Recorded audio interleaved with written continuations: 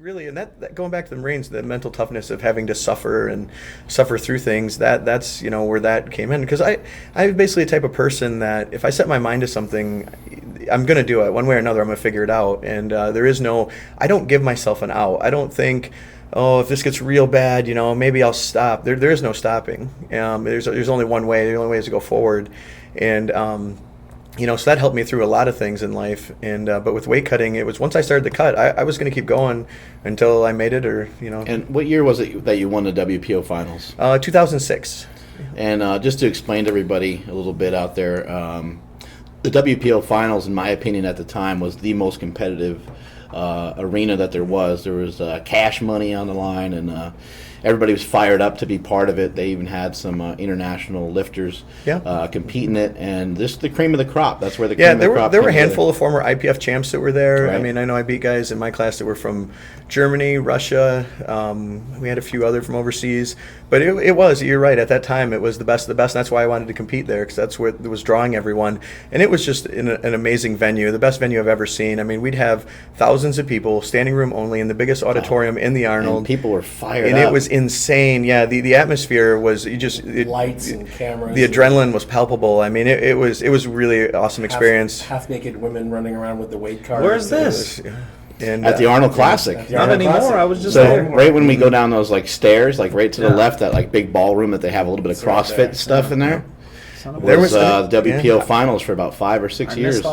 Yeah, it was fucking awesome. It was honestly people bleeding all over the place. If you went in the back and went through the bathroom, you'd see syringes and all kinds of. It was intense, man. The music was fucking cranking. Yeah, during that time, it was awesome. I was just probably graduating high school and getting into lifting, and you were probably one of the first powerlifters I knew by name. Powerlifting was it still is kind of a fringe sport. Oh, now, of course, now very niche. I'm deep into it, so I know everybody. But part of that, I think, was because of the MuscleTech deal. Mm-hmm. How did you come along that? I think in my head, I'm a little bit younger, but you were kind of the powerlifter with the biggest sponsorship that I know of. Yeah. No, I was very fortunate, and one of the few powerlifters that was jacked. Yeah. In really good shape. That's I wasn't even into powerlifting because everyone was fat and gross.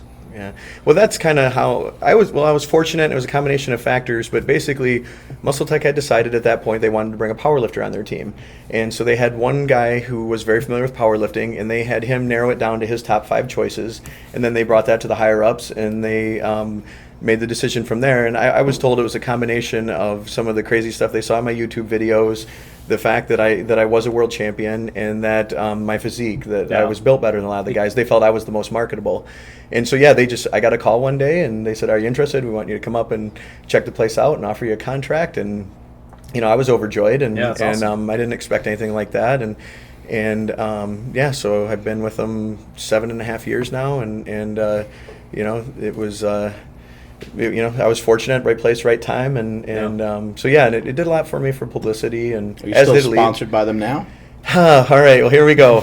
Opening a whole can of worms. And all right, I haven't talked about this at all yet. This will be the first that I've mentioned it. This was not, my intention. I wasn't trying to, bring this up or anything. I am, but well, it is something that probably needs to be talked about. But ironically enough, several months ago, before all this came out, MuscleTech found out, and the funny thing is I'd been with Elite FTS for a really long time. They had known. I told those guys a way long time ago, and they were totally supportive and totally cool with it. And actually, I think Dave loved it. He thought it was he just thought it was the coolest thing ever. That here I was, this person who was considered the craziest alpha male, and also being transgender and everything. Did that blow their mind when you told them like no, dude, you're fucking with me, right? The funny thing is, when I told Dave, and I was still, this was early in me coming out to people, so I still wasn't now I'm just hey, this is me, this is the deal, no big deal. Back then it was a lot more stressful, and I was a lot more anxiety about it. But Dave's he's seen some stuff in his life, and he's a cool guy, and I told him, I said, I got some stuff that's going to blow your mind, and he's like, I've seen and heard everything. I'm like, don't know about this one. And then he was like, well, whatever, he's like, not gonna make any difference to me. And I'm thinking, I don't know, man. And so then it was actually at the pro meet that I mentioned earlier where I bombed out, we went outside, and he's like, all right, what do you need to tell me? And I said, well, actually, I'm transgender. And he's like, okay. He's like, yeah, I got an uncle who's trans, and he said he had a miserable life beforehand, and then after she transitioned, she was much happier. So okay, that's cool. And didn't really make a big deal. He asked me a few questions or whatever, but really not a big deal. And I was really surprised and thankful. But then with MuscleTech, it was one of these deals where, I've made a lot of friends there too over the years. I've been there a long time. I've been there longer than a lot of their employees, and so I know a lot of people really well. I count a number of friends there, and some actually very good friends. And they've always treated me excellent, and done a really good job, and I've been very thankful for that. But the whole thing with coming out was always like, how are they going to take it? Being a much bigger company, international, and being as large as they are, and it was really more unsure. It wasn't like where Dave and Jim, I felt like those are like my buddies almost. They're the same thing. They're lifters. They get it. Right. And so this was something that I had thought about for years, and I was prepared because I knew it could happen, as open as I was about it, and as many people knew. And honestly, I kind of thought they probably already knew, but just never really wanted to address it officially. So there was always that, well, maybe they already know, or they've known for years. Well, several months ago, actually it was not too long after I got back from FIBO in Germany, I get a call from the athlete's rep, and he's like, hey, I need to talk to you about something. Can you give me a call, tonight or whatever? And I'm like, well, I work late. He's like, well, call me tomorrow. So I'm like, okay. And it was kind of odd that he didn't really say what he wanted to talk about. So I kind of thought, well, maybe this is it, And so then I called him the next night, and he, made some small talk. And then he said, well, I got sent these pictures. And I said, well, let me stop you right there. I'm like, yep, all true. It's me. I'm transgender. I'm not ashamed of it, and I've been out about it. And but yeah, that's all the truth. And he said, okay.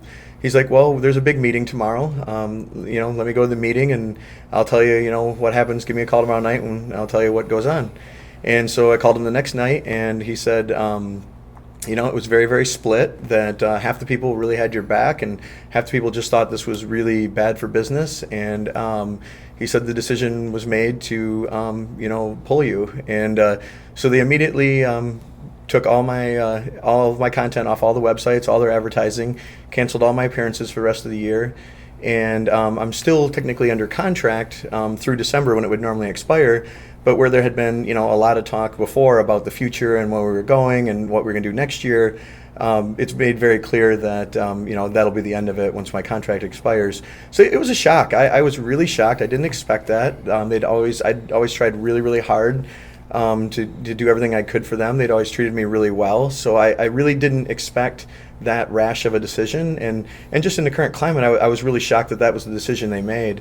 But it is what it is. I understand, it was a business decision on their end, and no matter how I feel about it, whether I think it was a good or bad thing, it was their decision to make, and I accepted that. But yeah, it was quite shocking for sure. Is that the first time you've been discriminated against like that? In employment, yeah, definitely. But I going out in public and being built the way I am. I've gotten looks. I've gotten snickered at, and I've heard people like making fun of me behind my back, stuff like that. But as far as like actually affecting like my careers and stuff like that, yeah, no, this is the first time I'm out. I'm a pharmacist. I'm completely out at work. I've been completely out at work for a couple of years. I go to the name tag on my desk says Janae. Everyone there knows everything. I go to work either way. There's been some funny stories because of that too. One of the girls, she said the first 3 months she worked there, she didn't know Matt and Janae were the same person. And I'm like, really? I'm like, I sit at the same desk and everything. She's like, I don't know. She's like, I just never made the connection. She's like, and I'm like, yeah, I'm kind of big for a girl. Didn't you notice that? And she's like, I don't know. I thought you guys were workout partners or something. And that's great. But yeah, not identical twins. Yeah, and. But yeah, so everywhere else it's worked out, and I've been treated really well. But so yeah, it was I really didn't expect that reaction, but like I said, it was a business decision on their end, and I respect that. It's kind of like Christian Boving after Bigger, Stronger, Faster losing his endorsements because he said he used steroids. Mm-hmm. It's not dramatically different than that, I guess. Yeah, it's just the hard part about it is that being told that you're no longer welcome because of who you are, not what you've done. Right. And I think that's the difference where discrimination comes in. Well, I think that they're probably anticipating more of a backlash than there probably would be right now. Yeah, I think. Yeah, I don't know. They still have time to change their minds too. Yeah, it's. Like I said, I'm still under contract technically until December, and this is, like I said, this is the first this has been mentioned. No one else has really asked me about it.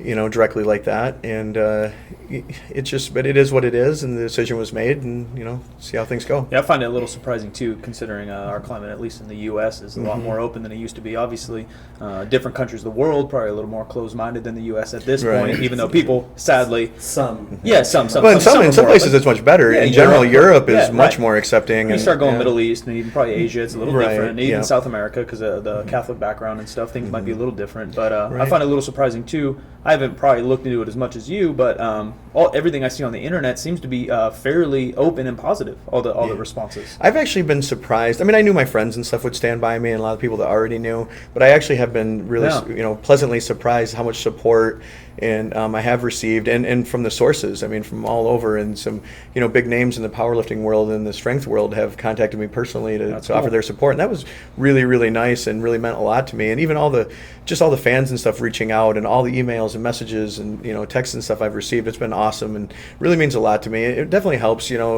I learned a long time ago that, and we talked about this morning too, that ironically having success in powerlifting kind of prepared me for this very well. I'm already used to haters and negative stuff on the internet. Yeah. I mean, how powerlifting the internet's is. a piece of shit. Yeah. Well, it's just where every coward can hide behind a keyboard, and, Exactly. and people that would never say anything to your face, will flame the heck out of you online.